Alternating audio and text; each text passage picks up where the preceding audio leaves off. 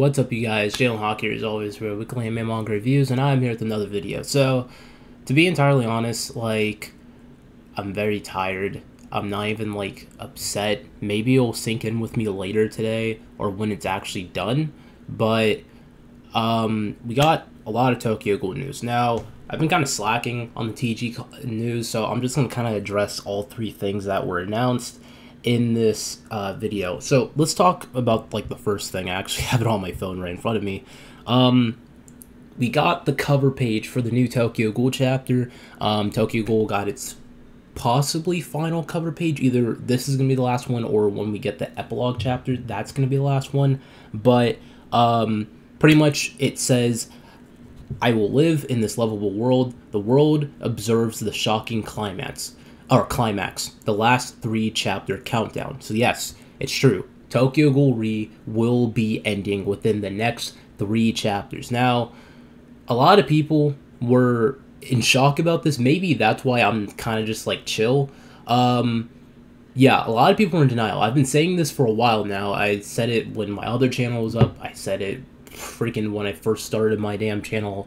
This one, Tokyo Ghoul felt like it was ending. It was getting rushed by very quick. It felt like that we're getting through the last few chapters very quickly. Like, certain plot points that should have been expanded upon weren't.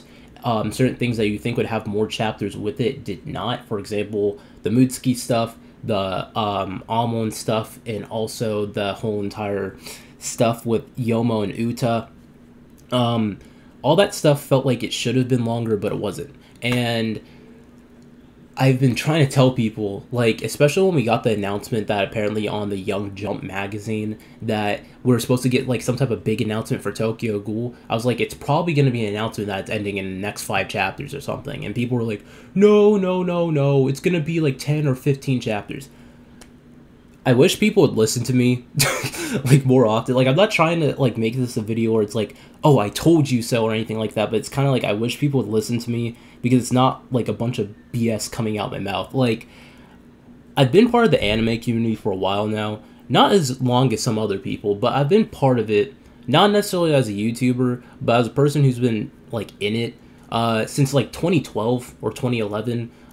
Back when Madara was first revealed in the Naruto manga, and I think that was in 2011 or 2012. It was chapter 560. But I watched many series that I personally enjoyed end, and whenever a series ends, first off, we get the announcement that's the final arc. We got that with Tokyo Ghoul. Then you also get the 5-chapter or 3-chapter announcement that it's ending soon. Had to witness that with Hitman Reborn. Had to witness that with freaking Naruto, Bleach, Fairy Tail. Well, I didn't really enjoy Fairy Tail that much, but we did get an announcement for it. I had to witness that with Magi.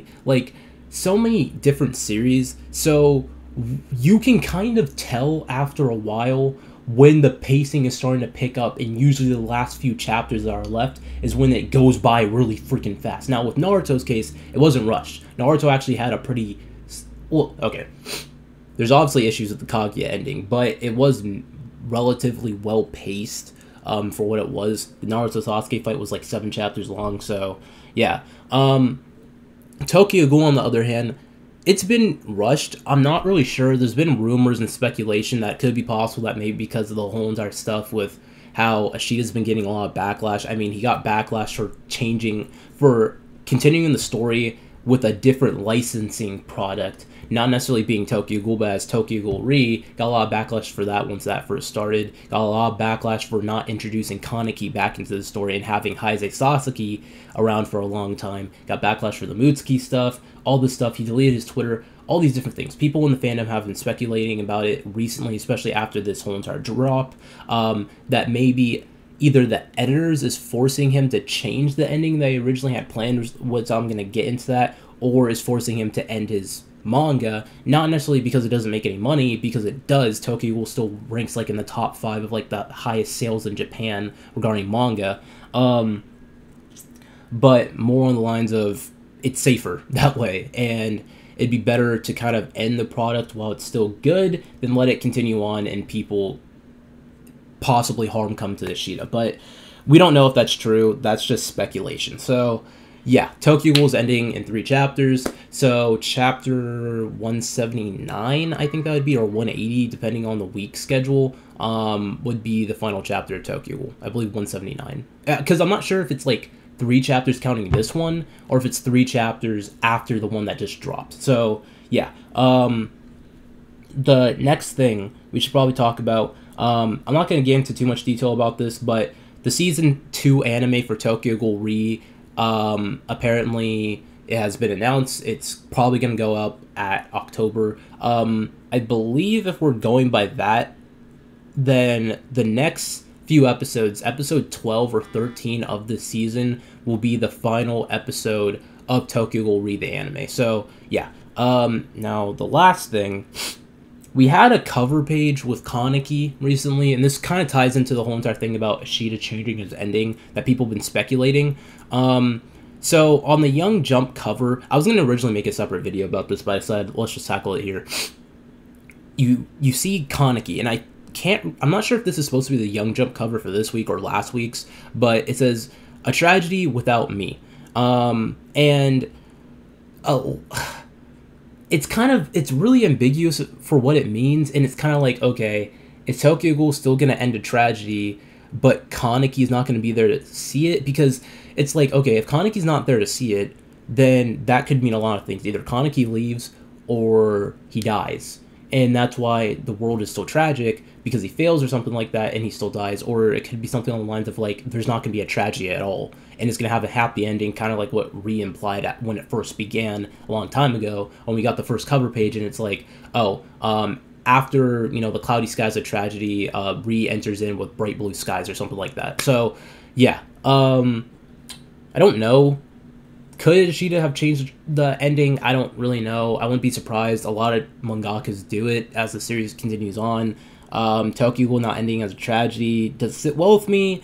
Not necessarily, but I don't really have that big of a problem with it as long as it's done good, which I have a feeling it's probably not, especially how the more recent chapters have been received with stuff regarding, like, Furuta. A lot of people are not happy about that recently. Especially if that doesn't get answered, because if it ends in 3 chapters, if I'm, like, to be honest, like, there's gonna be a lot of plot points that still haven't been addressed. Not necessarily plot holes, but a lot of plot points that haven't been addressed. Like, how is it that Kaiko's still alive, but he was a half-human, and by the time he encountered Yoshimura, he was probably about 30, and half-humans only live to be that long, and we clearly see that Kaiko didn't become a ghoul until now. So it's kind of like this dude is probably around the same age as Yoshimura, so like in his 50s, possibly even 60s. So how is he still alive? Like, stuff like that needs to be addressed. I'm hoping that they will. Probably won't. And it's possible that we're probably going to get light novels once Tokyo Ghoul re-ends. I don't think there's going to be a part 3. I know a lot of people are kind of like, oh no, it has to be. There's so many things that need to be addressed. There really isn't. Most of the stuff that needed to be addressed has been addressed within the last few chapters so far. There's a lot of things that you might want to see happen, like, for example, Takizawa kind of getting his quote-unquote ending to his development. Takizawa's development was done when he saved Almond, to be entirely honest. That was the brunt of his development. It was good, it was done, it doesn't need to be overdone. With Urei, on the other hand, Urei's gotten a lot of development, but his whole entire thing isn't really done until he gets Shirazu's body back and actually is finally able to bear it, which you might get that in the epilogue chapter. Things that do need to be addressed, though, is, like, well, okay, this is not really a necessity, but it would be nice, which would be, like, the origins of ghouls, the specifics of it, and why exactly the Washu clan is different than any other ghoul clan. Is it just because of the inbreeding or what?